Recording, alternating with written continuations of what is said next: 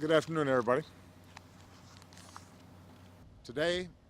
Aujourd'hui, en prolongement des mesures que nous avons annoncées il y a 2 semaines, les États-Unis imposent de nouvelles sanctions sur les secteurs clés de l'économie russe, l'énergie, l'armement, la finance. Nous bloquons les exportations de certains biens et technologies à destination du secteur énergétique russe.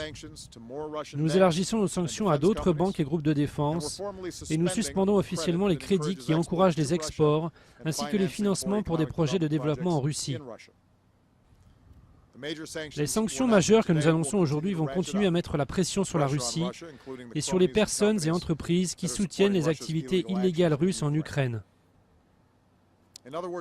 En d'autres termes, aujourd'hui la Russie s'isole une nouvelle fois de la communauté internationale, ce qui constitue un retour en arrière après des décennies de réels progrès. Non, ce n'est pas une nouvelle guerre froide, c'est un problème très spécifique lié à l'attitude de la Russie qui refuse de reconnaître que l'Ukraine peut suivre sa propre voie. Le fait que les Européens, qui ont pourtant des raisons légitimes de s'inquiéter, de rompre certains liens économiques avec la Russie,